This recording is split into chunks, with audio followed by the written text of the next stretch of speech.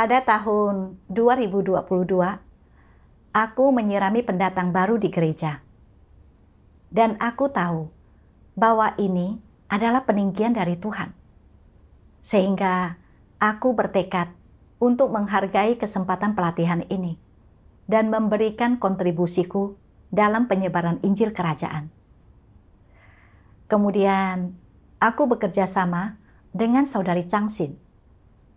Aku melihat bahwa dia mempersekutukan kebenaran dengan sangat jelas, menyirami pendatang baru sesuai kebutuhan mereka masing-masing, dan menyelesaikan masalah-masalah khusus mereka. Terkadang, aku tidak dapat memahami masalah-masalah tertentu, tetapi dia dapat mempersekutukan dan menyelesaikannya dengan mudah. Karena itu, aku merasa bahwa dia adalah seseorang yang memahami kebenaran dan memiliki kenyataan. Dan aku tidak ada apa-apanya jika dibandingkan dirinya. Aku mengagumi, sekaligus iri padanya. Aku berpikir, Changsin memahami begitu banyak. Jika dibandingkan, apa yang ku ketahui tidak ada apa-apanya. Jika kami bersekutu bersama dalam sebuah pertemuan, akankah dia berpikir bahwa tingkatku begitu rendah dan menyadari diriku yang sebenarnya? Jadi, ketika kami membahas masalah-masalah bersama, aku pun hanya mendengarkan persekutuannya, seperti mendengar siaran radio, dan sangat sedikit bicara, supaya dia tidak menertawakanku karena persekutuanku yang dangkal.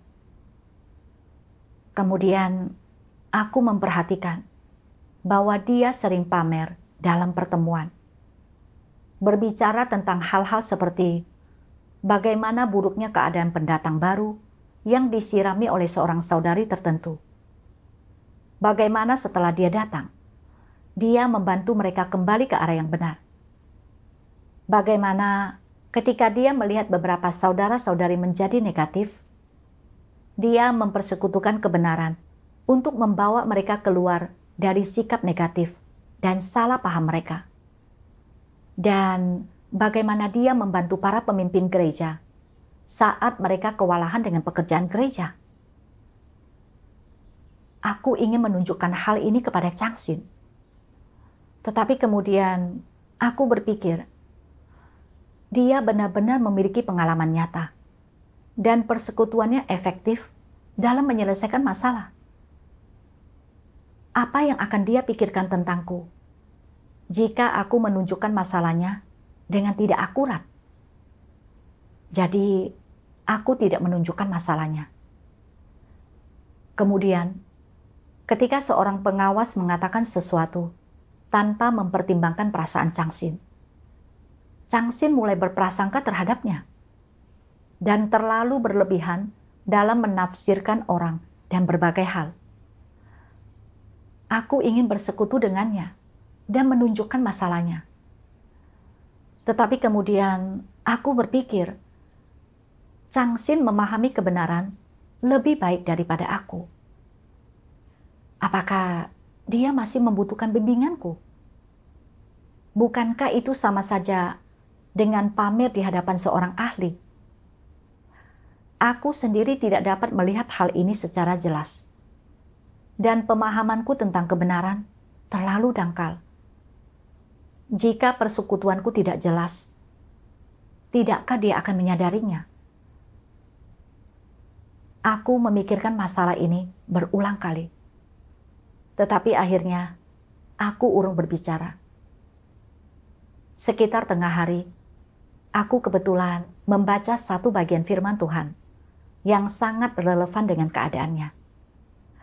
Aku baru hendak mempersekutukan itu dengannya, ketika muncul pikiran, pemahaman Changsin tentang firman Tuhan jauh lebih baik daripada aku. Apakah dia membutuhkan persekutuanku ketika dia sudah mengetahui segalanya? Akan lebih baik membiarkannya membaca firman Tuhan sendiri. Ini akan membantunya dan tidak mengungkapkan kekuranganku. Berdasarkan pikiran ini, aku berkata kepadanya, bagian firman Tuhan ini sangat baik, bacalah. Aku menunggu dengan harapan bahwa dia akan menyadari keadaannya yang salah setelah membaca bagian tersebut. Tetapi yang mengejutkanku, dia tidak mengatakan apapun setelah membacanya. Aku merasa sedikit kecewa dan ingin bersekutu dengannya. Tetapi kemudian aku berpikir, pemahamanku tentang firman Tuhan cukup dangkal. Dan aku tidak akan mampu mempersekutukan sesuatu yang praktis. Aku seharusnya lebih sadar diri. Atas dasar pemikiran ini, aku segera membuang gagasan untuk bersekutu dengan Changsin dan berpikir bahwa meskipun dia hidup dalam watak rusak, dia akan berangsur-angsur menyadari dan menyelesaikan masalahnya sendiri karena pemahamannya sudah tinggi. Namun yang terjadi tidak seperti yang kubayangkan. Changsin terus-menerus menyebutkan masalah ini. Tetapi dia tidak menyadari dirinya sendiri. Dan sebaliknya, persekutuannya membuat orang berpikir bahwa masalahnya terletak pada pengawas. Dan bahwa kerusakan yang dia ungkapkan terjadi karena beberapa alasan. Terkadang, selama pertemuan, dia juga akan menyebutkan masalah ini, menyebabkan gangguan. Aku benar-benar ingin mempersekutukan masalah-masalah ini dengannya. Tetapi setiap kali aku mencoba untuk berbicara, rasanya seperti ada sesuatu yang menyangkut di tenggorokanku. Dan aku selalu merasa bahwa Changsin memahami lebih banyak daripada aku. Dan bahwa mempersekutukan itu dengannya akan terasa seperti mengajari ikan berenang. Aku akhirnya memutuskan untuk tidak mempersekutukan sama sekali. Dan masalah itu berlalu begitu saja. Kemudian, ketika seorang pemimpin datang ke pertemuan kami, dia mempersekutukan dan mengungkapkan masalah Changsin. Dan Changsin menerima ini.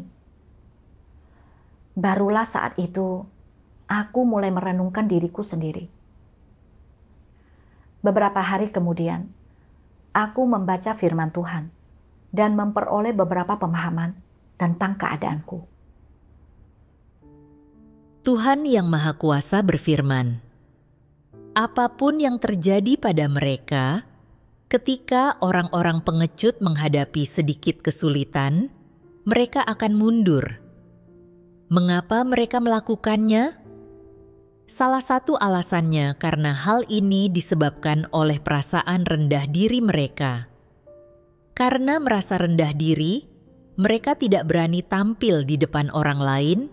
Mereka bahkan tak mampu memenuhi kewajiban dan tanggung jawab yang seharusnya mereka penuhi, juga tak mampu melakukan apa yang sebenarnya mampu mereka capai dalam lingkup kemampuan dan kualitas mereka sendiri, dan dalam lingkup pengalaman kemanusiaan mereka sendiri. Perasaan rendah diri ini memengaruhi setiap aspek kemanusiaan mereka, memengaruhi kepribadian mereka, dan tentu saja memengaruhi karakter mereka. Saat berada di sekitar orang lain, mereka jarang mengungkapkan pandangan mereka sendiri, dan engkau hampir tak pernah mendengar mereka menjelaskan sudut pandang dan pendapat mereka sendiri. Saat menghadapi suatu masalah, mereka tidak berani bicara, melainkan selalu menarik diri dan mundur. Ketika hanya ada sedikit orang, mereka merasa cukup berani untuk duduk di antara mereka, tetapi ketika ada banyak orang di sana, mereka mencari sebuah sudut dan menuju ke tempat yang penerangannya redup, tidak berani berada di antara orang lain. Setiap kali mereka merasa ingin secara positif dan aktif mengatakan sesuatu dan mengungkapkan pandangan dan pendapat mereka sendiri untuk menunjukkan bahwa apa yang mereka pikirkan itu benar, mereka bahkan tak punya keberanian untuk melakukannya. Setiap kali memiliki ide semacam itu, perasaan rendah diri mereka langsung muncul dan mengendalikan mereka, menahan mereka, mengatakan kepada mereka, "Jangan katakan apapun, engkau tidak berguna. Jangan ungkapkan pandanganmu, simpan saja idemu untuk dirimu sendiri. Jika ada sesuatu dalam hatimu yang benar-benar ingin kau katakan, catat saja di komputer dan renungkan sendiri hal itu. Jangan biarkan orang lain mengetahuinya. Bagaimana jika kau mengatakan sesuatu yang keliru? Itu akan sangat memalukan. Suara ini terus memberitahumu agar tidak melakukan ini dan itu, tidak mengatakan ini dan itu, menyebabkanmu menelan kembali setiap kata yang ingin kau ucapkan. Ketika ada sesuatu yang ingin kau katakan yang telah lama dan berulang kali kau pikirkan di dalam hatimu, engkau langsung mundur dan tak berani mengatakannya, atau engkau merasa malu untuk mengatakannya, merasa yakin bahwa sudah seharusnya engkau tidak mengatakannya, dan jika engkau mengatakannya, engkau merasa seolah-olah engkau telah melanggar aturan atau hukum. Dan ketika suatu hari engkau secara aktif mengungkapkan pandanganmu sendiri, di lubuk hatimu engkau merasa sangat gelisah dan tidak tenang. Sekalipun perasaan tidak tenang yang kuat ini berangsur memudar, perasaan rendah dirimu secara perlahan memadamkan ide, niat, dan rencana yang kau miliki untuk ingin berbicara, ingin mengungkapkan pandanganmu sendiri, ingin menjadi orang normal, dan ingin menjadi sama seperti orang lain. Mereka yang tidak memahamimu menganggapmu orang yang tak banyak bicara, pendiam, pemalu, orang yang tak suka menonjolkan diri. Ketika engkau berbicara di depan banyak orang, engkau merasa malu dan wajahmu memerah. Engkau agak tertutup dan hanya engkau sendirilah yang tahu bahwa engkau sebenarnya merasa rendah diri. Ada orang-orang yang berkata, "Kurasa aku tidak rendah diri dan aku tidak berada di bawah kekangan apapun. Tak seorang pun pernah memancing kemarahanku ataupun meremehkanku, juga tak seorang pun pernah menghambatku. Aku hidup dengan sangat bebas. Jadi bukankah itu berarti aku tidak memiliki perasaan rendah diri ini?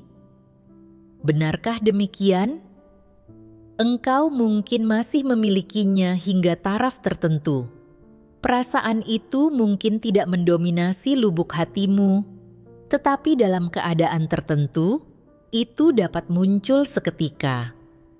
Sebagai contoh, tiba-tiba engkau bertemu seseorang yang kau idolakan, seseorang yang jauh lebih berbakat daripadamu, seseorang dengan keahlian dan bakat yang lebih istimewa daripadamu, seseorang yang lebih mendominasi dibandingkan dirimu, yang lebih sombong, lebih jahat, lebih tinggi dan lebih menarik daripadamu, seseorang yang memiliki status di tengah masyarakat, seseorang yang kaya, yang lebih berpendidikan dan berstatus lebih tinggi daripadamu, seseorang yang lebih tua dan telah percaya kepada Tuhan lebih lama, seseorang yang memiliki lebih banyak pengalaman dan kenyataan dalam kepercayaannya kepada Tuhan, dan kemudian engkau tak mampu menghentikan munculnya perasaan rendah dirimu tersebut. Saat perasaan ini muncul, hidup dengan sangat bebas yang kau katakan lenyap, engkau menjadi penakut dan kehilangan keberanian, engkau berpikir bagaimana menyusun kalimatmu, ekspresi wajahmu menjadi tidak wajar, engkau merasa terkekang dalam perkataan dan gerakanmu, dan engkau mulai menyamarkan dirimu. Hal-hal ini dan perwujudan lainnya terjadi karena munculnya perasaan rendah dirimu. Dari pengungkapan firman Tuhan, aku sadar bahwa orang yang merasa rendah diri selalu merasa dirinya tidak sebaik orang lain, dan karenanya tidak berani menyuarakan pendapat mereka. Khususnya ketika bertemu orang yang lebih mampu dan berbakat dibandingkan dirinya.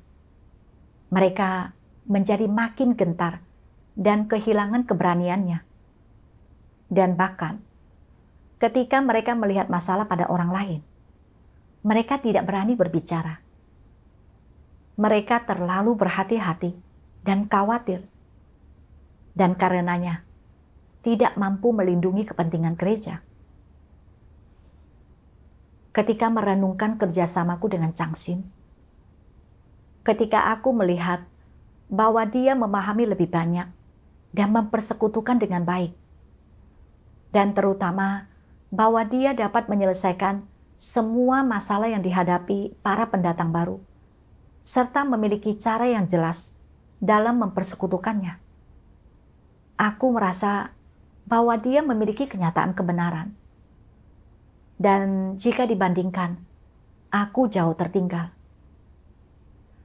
Apa yang aku ketahui terasa sama sekali tidak berarti dibandingkan apa yang dia pahami. Dan aku bahkan malu untuk mengangkat satu hal dalam persekutuan. Aku merasa seperti seorang murid sekolah dasar di hadapannya. Dan aku sebaiknya cukup mendengarkan dia dengan saksama saja. Yang menyebabkan aku hidup dalam keadaan rendah diri. Karena perasaan rendah diriku, aku bertindak seolah aku hanya sebuah radio ketika kami membahas masalah. Kebanyakan hanya mendengarkannya dan tidak mengungkapkan pandanganku sendiri. Aku melihat Changsin sering pamer, tetapi aku menahan diri untuk tidak menunjukkan atau membantunya. Menganggap bahwa dia memiliki kenyataan kebenaran dan mendapatkan hasil dalam tugasnya, dan adalah normal jika watak rusaknya sedikit tersingkap.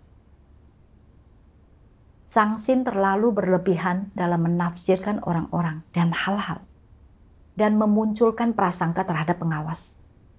Dan aku tahu, seharusnya aku bersekutu dengannya untuk membantunya merenung serta belajar dari hal ini. Namun aku merasa dia dapat memahami banyak hal lebih baik dibandingkan aku, dan bahwa pengetahuan serta pemahamanku hanya biasa saja. Dan aku tidak berada di tingkat yang sama dengannya.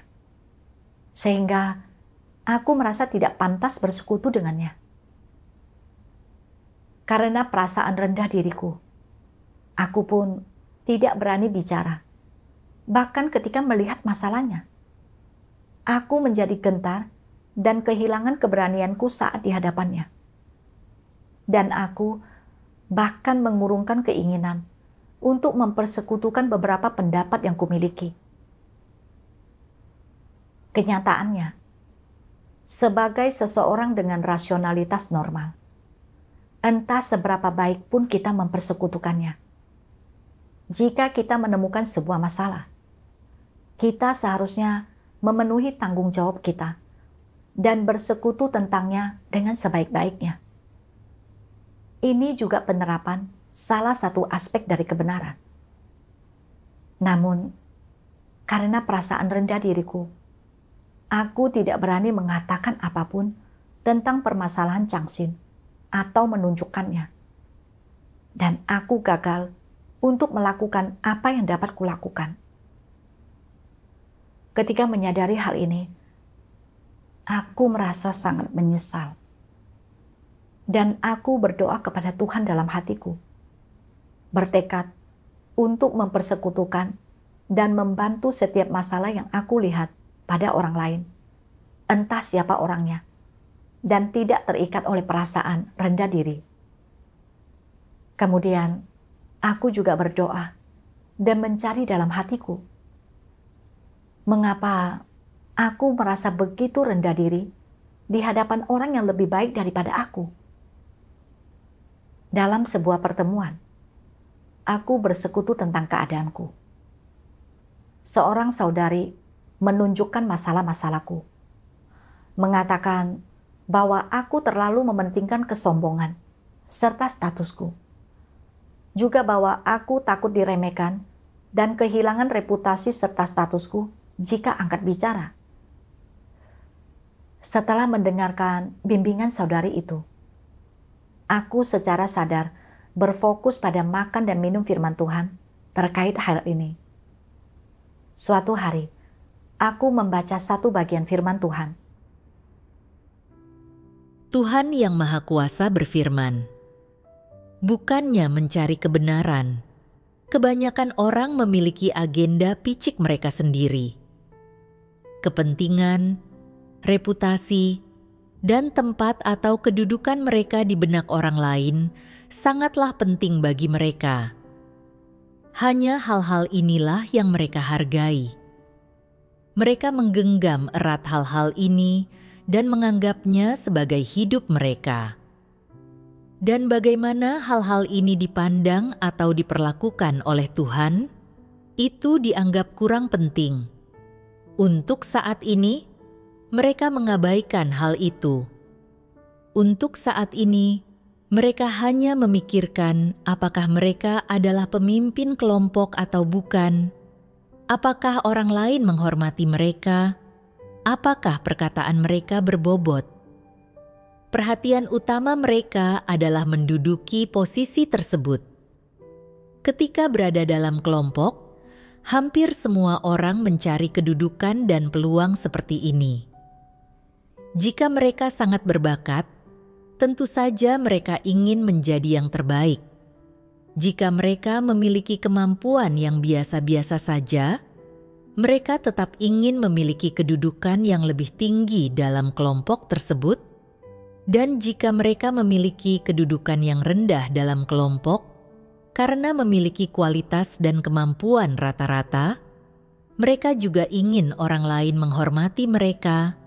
Mereka tidak mau orang lain memandang rendah diri mereka. Reputasi dan martabat orang-orang ini adalah batas minimum yang harus mereka miliki. Mereka harus memegang erat hal-hal ini. Mereka boleh saja tidak memiliki integritas dan tidak mendapatkan perkenanan atau penerimaan Tuhan, tetapi mereka sama sekali tidak boleh kehilangan rasa hormat, status, atau harga diri yang telah mereka bangun di benak orang-orang yang merupakan watak iblis. Namun, kebanyakan orang tidak memiliki kesadaran akan hal ini. Keyakinan mereka adalah mereka harus memegang erat reputasi ini sampai akhir. Mereka tidak menyadari bahwa hanya jika hal-hal yang sia-sia dan dangkal ini dilepaskan dan dikesampingkan sepenuhnya, barulah mereka akan menjadi manusia sejati. Jika orang mempertahankan hal-hal yang seharusnya dibuang ini sebagai hidup mereka, mereka akan kehilangan hidup mereka. Mereka tidak tahu apa yang dipertaruhkan. Jadi, ketika mereka bertindak, mereka selalu menyembunyikan sesuatu. Mereka selalu berusaha melindungi reputasi dan status mereka sendiri. Mereka mengutamakan hal-hal ini, berbicara hanya untuk tujuan mereka sendiri, untuk pembelaan palsu mereka sendiri. Segala sesuatu yang mereka lakukan adalah untuk diri mereka sendiri. Dari firman Tuhan, aku melihat bahwa kemanusiaan yang rusak sangat menyukai kesombongan dan status mereka sendiri, dan ingin memiliki citra yang baik di hati orang, dan bahwa mereka yang memiliki keterampilan serta kemampuan kerja yang kuat menginginkan status tinggi di antara orang lain dan dihormati oleh orang lain. Mereka yang memiliki kemampuan kerja rata-rata juga tidak mau kalah dengan orang lain dan dipandang rendah.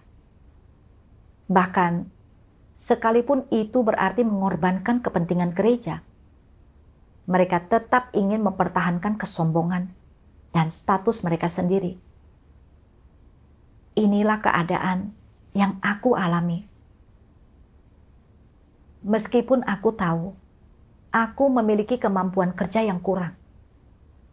Ketika menghadapi situasi, aku memikirkan kesombongan dan statusku terlebih dahulu. Dan meskipun aku tidak bisa membuat orang lain kagum, setidaknya aku tidak ingin dipandang rendah.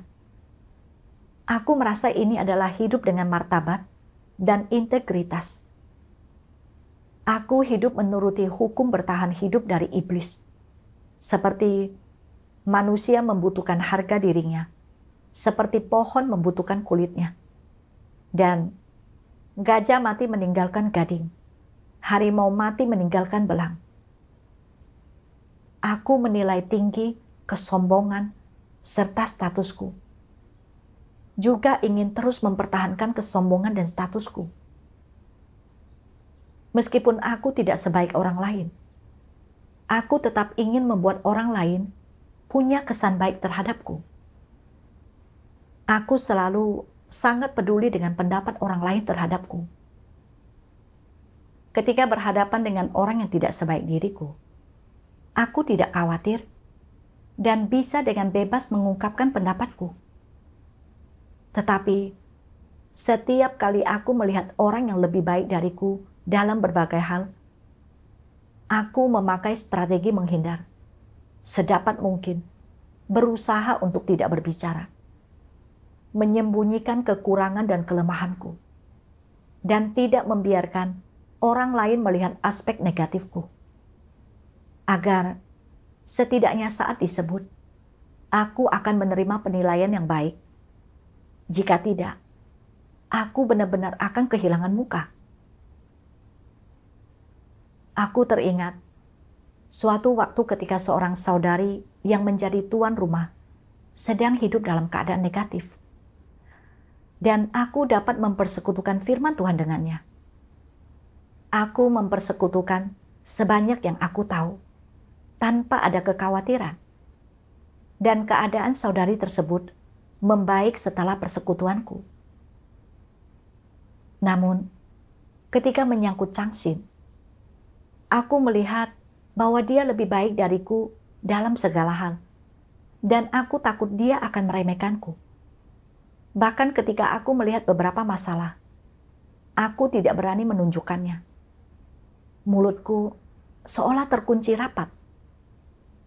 Ini bukan hanya berdampak buruk bagi jalan masuk kehidupan Changsin, tetapi juga memengaruhi pekerjaan gereja. Aku terlalu mementingkan kesombongan dan statusku sendiri. Saat menyadari hal ini, aku merasa sangat menyesal dan datang ke hadapan Tuhan untuk berdoa. Tuhan, aku tidak ingin terus seperti ini. Aku bersedia untuk bertobat. Dan aku memohon agar Engkau membimbingku dalam menyelesaikan masalahku. Kemudian, aku membaca satu bagian dari firman Tuhan. Semua orang sama di hadapan kebenaran, dan tidak ada perbedaan usia atau posisi, dan seberapa luhurnya mereka yang melaksanakan tugas mereka di rumah Tuhan. Semua orang sama di hadapan tugas mereka. Mereka hanya melakukan pekerjaan yang berbeda. Tidak ada perbedaan di antara mereka berdasarkan siapa yang memiliki senioritas. Di hadapan kebenaran, setiap orang harus memiliki hati yang tunduk, menerima, dan rendah hati. Orang-orang harus memiliki nalar dan sikap ini. Firman Tuhan memberitahu kita bahwa di hadapan kebenaran, semua orang itu setara, bahwa tidak ada hal seperti status tinggi atau rendah, ataupun perbedaan tingkatan. ketika saudara-saudari bekerja sama dalam tugas, semua orang harus berpartisipasi dan secara aktif mengungkapkan pandangan mereka ketika dihadapkan pada situasi. Meskipun persekutuan mereka dangkal, mereka harus tetap memberi kontribusi dengan apa yang mereka bisa. Ketika menemukan masalah, mereka harus segera mengangkatnya untuk melindungi pekerjaan gereja, bukannya hanya menjadi pengamat. Inilah sikap yang seharusnya dimiliki setiap orang yang percaya kepada Tuhan. Seperti dalam kerja samaku dengan Changsin. Meskipun dia lebih jelas dalam mempersekutukan kebenaran dibandingkan diriku, dia juga memiliki kekurangan dan menyingkapkan kerusakan. Ketika aku melihat dia menyingkapkan kerusakan atau berbicara dan bertindak dengan cara yang merugikan pekerjaan gereja, aku seharusnya tidak hanya berdiam diri. Sebaliknya, aku seharusnya mempersekutukan apa yang aku lihat dan pahami, serta memenuhi tanggung jawabku. Namun, aku melihat orang dan hal-hal dari sudut pandang duniawi. Percaya adanya perbedaan status, tinggi dan rendah, mulia dan hina, serta kuat dan lemah di antara manusia, di mana yang lemah selalu dianggap tidak memenuhi syarat untuk menyampaikan keberatan kepada yang kuat. Dan ketika mereka melakukannya, itu dianggap tindakan tidak tahu diri dan bahkan akan dikucilkan. Sudut pandangku benar-benar tidak masuk akal. Kenyataannya, meskipun seseorang diterangi dalam persekutuannya dan punya beberapa pemahaman tentang kebenaran, tidak berarti mereka sempurna. Karena semua orang memiliki watak rusak dan sering menyingkapkan kerusakan, bersikap congkak dan sombong, serta bertindak sesuka hati, sehingga diperlukan saling mengoreksi dan membantu. Ini adalah sebuah tindakan keadilan yang mempertahankan kepentingan rumah Tuhan dan bermanfaat bagi kehidupan manusia. Setelah itu, ketika melaksanakan tugasku, aku sering berdoa kepada Tuhan dan tidak lagi mencemaskan manfaat atau kerugian dalam kesombongan atau statusku. Ketika berinteraksi dengan saudara-saudari, tanpa peduli apakah orang lain lebih unggul dariku, aku memperlakukan mereka dengan benar.